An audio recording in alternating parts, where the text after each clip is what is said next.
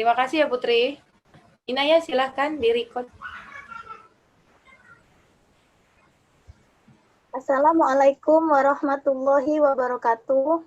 Waalaikumsalam Waalaikumsalam warahmatullahi wabarakatuh. Alhamdulillahirabbil alamin wa bihi nasta'in wa ala umuri dunya waddin. Wassalatu wassalamu ala asrofil anbiya'i wal mursalin wa ala alihi wa sahbihi ajma'in, amma ba'du. Hari Minggu ke rumah Pak Camat. Sedih hati pergi sendirian. Saya ucapkan salam hormat untuk para hadirin sekalian. Yang saya hormati Ibu Yuli Asmala Kurnia, SPD MA, sebagai dosen mata kuliah Bahasa Indonesia, beserta teman-teman yang saya sayangi. Kami dari kelompok 2 akan menyampaikan webinar pada hari ini yang berjudul Sejarah Bahasa Indonesia. Sebelum saya memulai webinar pada hari ini, saya akan memperkenalkan anggota kelompok saya. Yang pertama yaitu Anna Hasanah, saya sendiri selaku moderator. Yang kedua, Inayatul Hijriyah sebagai host. Yang ketiga, Sandra Dwi Pratiwi sebagai pemateri 1. Yang keempat, Riri Angelika sebagai pemateri 2. Dan anggota lainnya yaitu Putri Rahmayani, Umar Bahri Hamid, Rizky, dan Rizka Andini. Sebelum memulai webinar pada hari ini, marilah kita melafazkan lafaz basmalah. Bismillahirrahmanirrahim. Baiklah, langsung saja kita ke pemateri pertama yang akan menjelaskan tentang sejarah bahasa Indonesia. Kepada Sandra Dwi Pratiwi, waktu dan tempat dipersilahkan. Baiklah, terima kasih. Di sini saya akan membacakan materi pertama. Awal mula sejarah bahasa Indonesia. Bahasa Indonesia lahir pada tanggal 28 Oktober tahun 1928.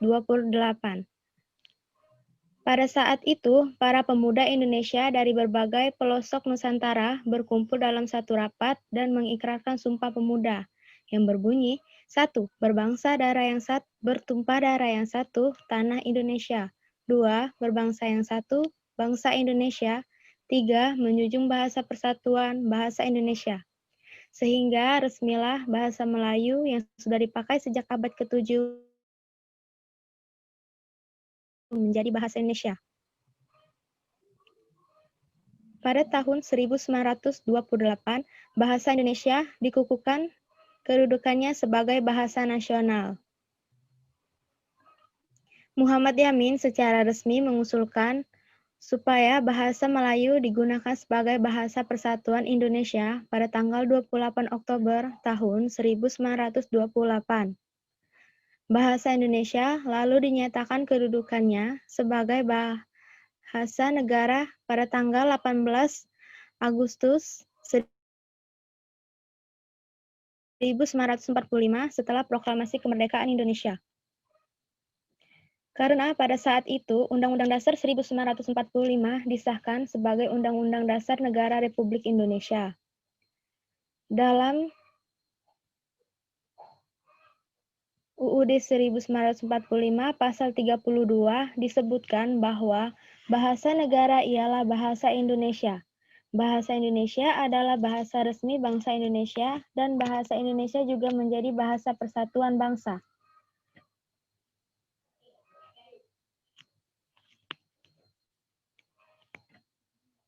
Slide 3 naik.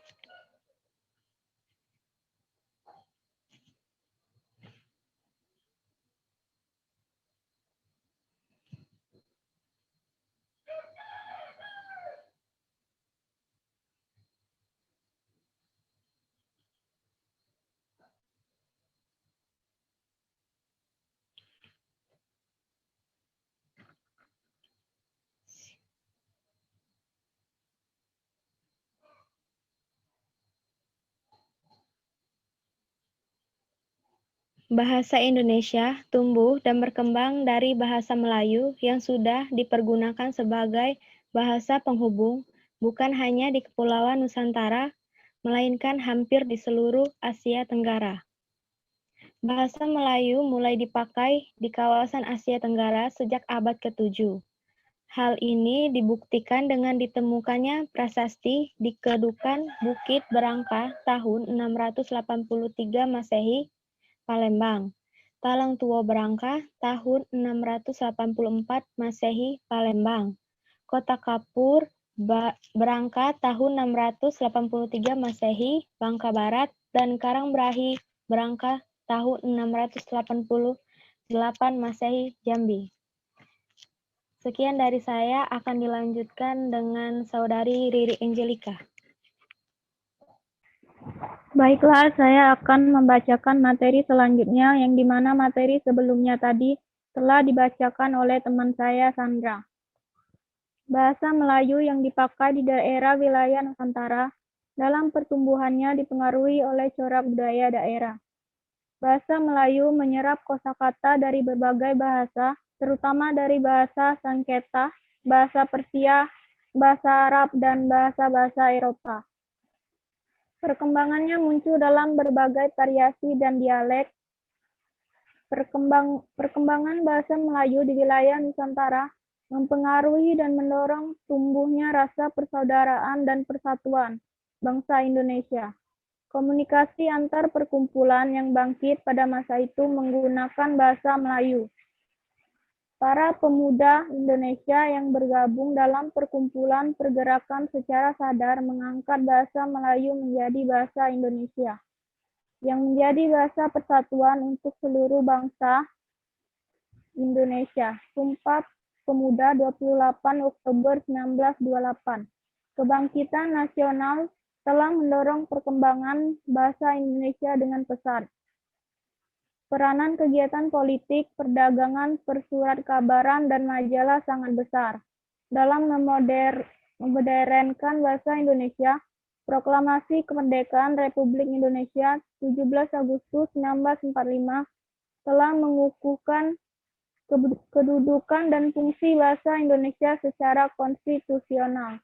Sebagai bahasa negara, kini bahasa Indonesia dipakai oleh berbagai lapisan masyarakat Indonesia, baik di tingkat pusat maupun daerah.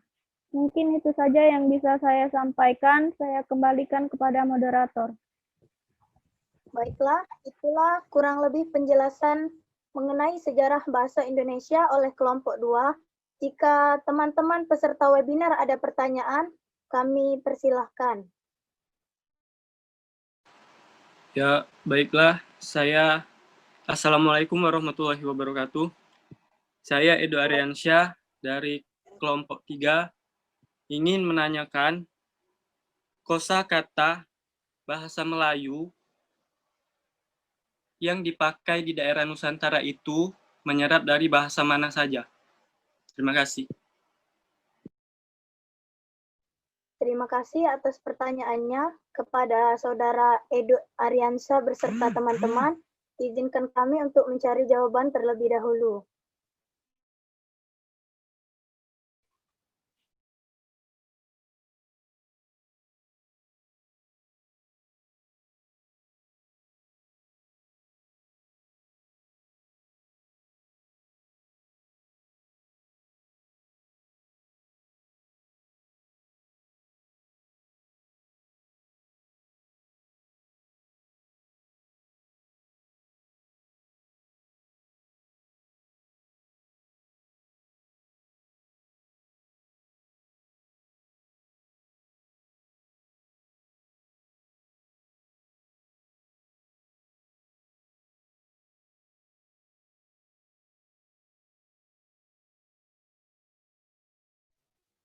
Mohon maaf kepada Saudara Edo Ariansyah, apakah boleh kami meminta ulang jawabannya? Meminta ulang pertanyaannya? Baik. Kosakata bahasa Melayu yang dipakai di daerah Nusantara itu menyerap dari bahasa mana saja?